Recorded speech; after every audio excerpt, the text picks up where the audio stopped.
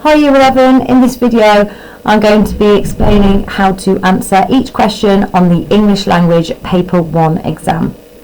So to begin with, I'm going to remind you that there is one extract on Paper 1, and with that extract and basically every question on the paper, it all comes back to two things. It's rooted in character and setting. Every question will always come back to these two things. So these are the main things that I need you to keep in your head when approaching this exam. Now, the temptation will be, because you're worried about time and needing to get through the exam as quickly as possible to make sure you answer all the questions, the temptation will be to just get on with starting to answer the questions without actually reading the extract first. I cannot emphasize enough how important it is for you to read through the extract first. In order to get into level 3 or 4, so that's clear or detailed and perceptive, you need to have a strong understanding of the extract and what is happening in the extract. Language, depending on the context that it sits in, changes, and you've got to have an understanding of that, and you can only do that when you've read all of the extract. Now, a mistake that people often make is they read through the extract and they leave their sheet blank like this with no annotations or anything on it. So when you come to answer the question, essentially you're going to have to read back through the whole thing again. It's wasting your time. You're doing the same thing more than once when you don't need to. It's unnecessary. Another thing that people do is they go through and they highlight random quotes without even giving it much thought as to why they're highlighting these quotes. They might just think they sound good at the time, and actually that is not the best thing at all. What you need to be doing is you need to be annotating along the sides around the extract, okay, thinking about, as I said before, character and setting. So thinking about what does the writer introduce in relation to character and setting, and what kind of tone does this create, or thinking about what kind of vocabulary you would use to describe what is happening at that point in the extract. I don't need there to be one on every single paragraph, but this means that when you're answering a question and you've got an idea, to try and find the quotes to support that, it's far quicker to then go through your annotations that are down the side rather than having to read through the whole thing again. You're making your life so much harder by not doing this. And you want to make your life easier in that exam, because it is that kind of time-pressured situation. So you'll have question 1 to begin with, which will be a multiple choice kind of bullet points for you to be selecting the correct answer. So make sure you don't forget that, because those 4 marks, they can make all the difference to you. Remember that once you hit grade 4, 5 marks on one exam equals the difference of a grade. Okay, so it's really important that you kind of take care with that and you read the question and the answers really, really carefully. Then we get on to question 2. So it's an 8-mark question, and the focus is on language. This question doesn't change other than the end bit there. Okay, so it's always on language and it's describe something. So again, teacher, that's a character. So it will either be about a character or it will be about setting, basically. Okay, and the best way to approach this question is you need to make sure that everything is kind of connected to the same big idea. So read through the extract that they give you. What idea is being created about the focus of the question there? Then what you can do is you can choose your evidence. Now, once you've chosen your evidence, you are looking for 2 to 3 quotes. With those 2 to 3 quotes, you want to be making sure that you choose methods within them and that you've got methods to talk about. So when I say language methods, what I'm talking about are things like metaphor, personification, simile, imagery, potentially symbolism, semantic field, or motif. These ones here are generally going to be your level 3 to level 4. Those people that can kind of talk about those methods. Within any of those methods though, what you need to do is you need to analyse your words and phrases. So you need to zoom in on words. So when you zoom in on a word, you give the literal meaning, as in if you were to look it up in the dictionary, what would it say? What would be the actual definition of it? And then what it suggests in relation to the extract itself. Okay, it's this bit here that is going to push you up into that level 3 clear, because by understanding the language within the context of the extract, that demonstrates a clear understanding. That will push you up into level 3. Now, for those of you that are wanting to be level 3, level 4, you want to be thinking about your use of furthermore, and you do all your analysis and methods with then at least one other quote. Okay? Because that's when you're starting to build your detail. A key word that you can use as well to add more detail is, don't forget the use of because.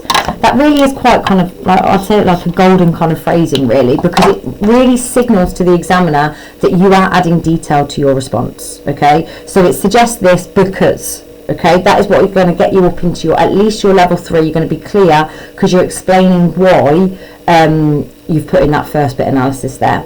Now, those of you that are aiming for that level 4, you want to be thinking about wider knowledge, so bigger themes. So you're using your knowledge from outside of the extract. Now, the bit here that you've got to be careful is your response has still got to be rooted in the extract. Don't spend too long talking about these wider themes, because if not, you're not answering the question. Okay, so level 4, I want you thinking about your wider knowledge / themes. So thinking about this idea of like power, and also this is where I would say, for those of you that are aiming for your level 4, this is where you want to be using your literature knowledge. So for example, nature is more powerful than humans, so humans are subservient to nature. You want to be looking at the abuse of power. You want to be looking at maybe the idea of greed or ambition. So think about what themes you've spoken about in Macbeth, A Christmas Carol, and Spectacles, and the poetry, and that can also be applied to language as well. So that's for those of you that are aiming for that level 4. That will help you to get into perceptive and detailed. This here is like your perceptive, but you can get into your detailed through your use of phrases like furthermore and because. Next up, we've got question 3. So question 3 is our structure question. Okay, so it's different to question 2. Now with structure, the methods that I want you to think about are foreshadowing, contrast, and tone. And you can use individual words for your evidence, but you don't need to zoom in on them and explain the literal meaning and what they suggest. If you do it, you're not going to get marks for that, so it's just wasting your time, and you don't want that. They will give you a focus of the question. So here we've got intrigue. We don't know what that focus is going to be. It could be intrigue, mystery, tension, suspense, anything kind of like that. It could be anything like that. You know, to create conflict, to create the idea of resolution. Could be anything like that. We don't know, but you've got to make sure each of your paragraphs then refer back to that. So the way that I want you to think about this question is, imagine this is your extract here. Very kind of rough drawing of it. This is your beginning. So this is where you want to be thinking about what kind of tone is created in the beginning. And you should base your ideas on character and setting. What has the writer done, and what kind of tone does that create? What idea is maybe foreshadowed or potentially foregrounded, as in established or introduced, okay, in relation to character and setting? And then how does that create intrigue? Then what you're doing is you're looking for a shift in character or setting. And you're thinking about, well, what does that suggest then? Where has that been done? The shift in character or setting, as in introducing a new character or moving to a slightly different setting, what is that shift done? What is it intensified? What is it heightened? What is it made accelerate in the extract? Okay? And then finally, you're going to do another shift in character or setting. And think about, why has the writer done that? Why is there that final shift? Now, I also mentioned in terms of method is the idea of contrast. So you could look at contrast between the shifts. You could look at, is there contrast between the very beginning and the very end, as in, like, are there differences? Or is it that there are parallels, so there's similarities between them? And why might that be? What does it intensify by having that similarity? Or what does it heighten by having the contrast? That's really, really important to make sure we use these words here in order to ensure that we're talking about the effect, because it's the effect that gets us up through the levels. That's what pushes us up. Not just saying contrast. Do you say contrast? Okay, great, you've mentioned a method, you'll get into the bottom of level 2, but you're not getting into level 3 or level 4 if you are not talking about the effect. It's really important that these words here are used in order to talk about effect. And that's the case for question 2, 3 and 4, not just this structural question. Then we have question 4. It is worth 20 marks. And it is really, really important that we make sure we give the time to it. It specifies the lines that you need to go to, so make sure you adhere to that, please, and you listen to it, you follow that instruction. Okay, they're giving you those for a reason. And then you'll be given a statement. The new boy is clearly very different from the rest of the students, and the writer suggests that everything about him is better than everybody else. So they'll give you a statement where there's kind of essentially 2 strands within that statement. Okay, so we've got, the new boy is clearly very different from the rest of the students. And then the other part of the statement is, everything about him is better than everybody else. Now, what makes this question different from other questions is that we need to consider different opinions. So my advice to you is, if possible, try and do 1 paragraph on one part of the statement, 1 paragraph on another part of the statement. That way then it doesn't matter whether you agree or disagree with it. What you can't do is you can't do 2 paragraphs, because that's what you should be writing for this question, is 2 paragraphs. You cannot do 2 paragraphs with the same opinion, as in agree or disagree, on the same part of the statement. If you do that, what is the point in doing the second paragraph? Because you've got the same part of the statement and the same opinion. You're just repeating yourself. You're not going to go up through the levels, and you're just wasting your time. And you can't afford to do that here. So you need to determine, do you agree or disagree with that part of the statement? And do you agree or disagree with that part of the statement? If you want to, you can absolutely just refer to 1 strand of the statement, but then you would have to do agree and disagree. So initially I think this, however, you could also consider this. Okay, it's really, really important that we ensure that our 2 paragraphs don't just say the same thing twice. If not, you're wasting your time. So the structure for this is going to be, to demonstrate that we're thinking about different opinions, we're going to have initially, and you're going to summarise your opinion there. And now it's essentially the same as question 2, in all honesty. You're going to put in your quotes, you're going to analyse methods, and same as what you would do for question 2, in order to build your detail, you've got your furthermore. And that's when you're going to analyse the second quote.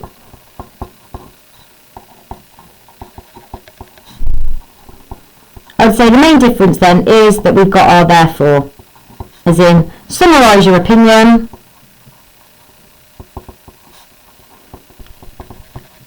referring back to the statement. Then when you're looking at your second paragraph for this, we're going to start with a however.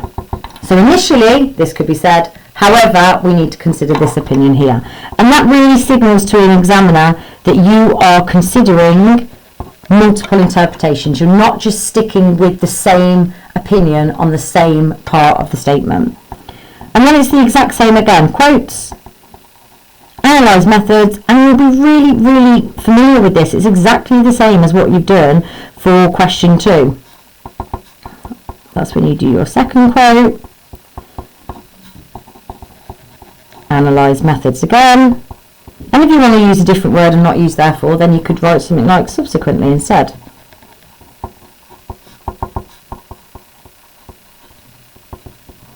And the good thing about this question is there are no limitations on the methods that you analyse. You could analyse language methods like metaphor, symbolism, imagery, motif, or you could you can analyse structural methods. So contrast. You could analyse tone. There are no kind of limitations here. The main thing to remember is ideally do a paragraph on one strand of the statement, a paragraph on the other strand of the statement. If not, the same strand is absolutely fine. Just make sure you do an agree and a disagree to it. Okay, if you're doing the same strand of the statement. They're the only kind of requirements for that. And then we've got question 5. So this is our 40-mark question. It is worth 50% of the paper. It is absolutely huge. So with this, plan your answer first. I cannot emphasize enough how important it is to plan. The plan is so important that even if you don't write anything else, the examiner will mark your plan. Okay? Now, it will, generally speaking, give you the option to either write a description or write a story or a narrative. Same thing, story, narrative. My advice to you is always going to be to do the narrative, because then I can tell you exactly what to write in each paragraph, what should be the focus. Now you can see here you get 24 marks for your content and your organisation. That's the biggest chunk of marks out of the two AOs that you get assessed on for this. Content, organisation, so what you write about and the order that that kind of comes in basically. Now when you get the focus for your story, so in this case it's the newcomer, I do not want you getting bogged down, as in spending too much time worrying about this bit. Essentially, they do this so that you have a bit of inspiration for yourselves.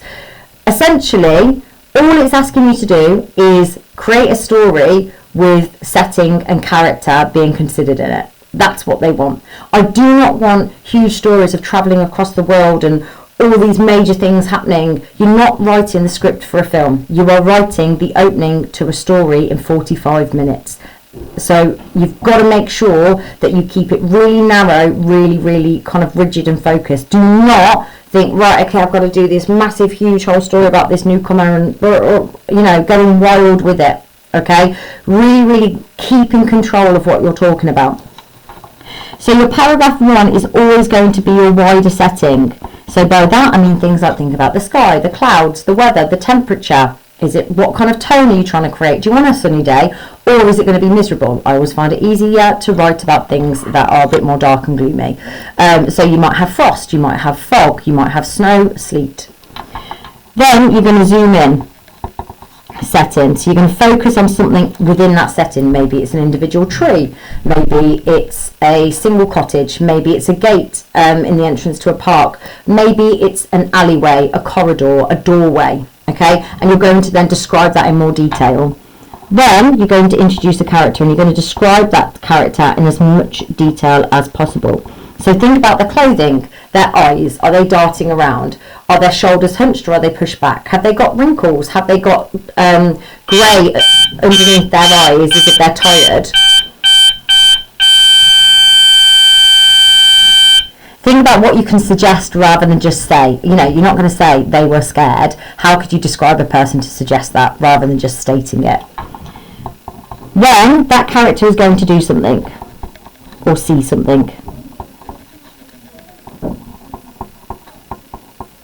That might only be, 1 or 2 sentences. It doesn't have to be that long. And what I would say while I'm on that is each paragraph roughly is going to be between 3 and 5 sentences. Okay? This one you might not have as much to say, and that's absolutely fine. Then what you're going to do is you're going to introduce a second character. And you're going to describe them in as much detail as possible. Much like you did with this one. Where possible, I would try, if you can, to create some sort of contrast between them. Okay? And then 6, you've got to decide what's your ending going to be. what's going to happen? Are they going to walk off together? Are they just going to, is it going to end with them standing and staring at each other? Are they going to separate? Is it going to be that one, abruptly walks past another? What is it going to be with the ending of your story? And you've got to make sure that that kind of tone is fitting for what you've said elsewhere. So it's really, really important that you plan beforehand, because the examiner will see that you've planned, and they'll be kind of making a mental note of the kind of candidate you are by the fact that you plan or not. Level 3 and above, so that's your kind of grade 5 and above candidates, they will be doing a plan, because there will be a clear direction to their narrative then. So I cannot reinforce enough how important it is that you do a plan. You need to make sure that for each of these there's a new paragraph. So we're looking at about 6 paragraphs in total. So that really clearly demonstrates exactly when there's a shift taking place. It's going to really up your marks here. Then you need to think about your vocabulary and your sentence types. You want to make sure they are as varied as possible. The other top tip I'm going to give you is use a semicolon where possible. Level 3 and above students will use a semicolon. It replaces a full stop. There's just no capital letter after it unless it's for a proper noun. But look at the slow writing checklist that will be on the English Revision Hub, and make sure that you're implementing that into your narrative. And just remember, this is 40 marks. It's not meant to be that you can just rush it at the end. That is not what it's about. It's got to be clear. It's got to be controlled. Okay, you've got to remain in control of your story. Do not go off on a waffle, on a tangent from it. Okay, it's really, really important that you keep that structure in order that you can be level 3 and above on it.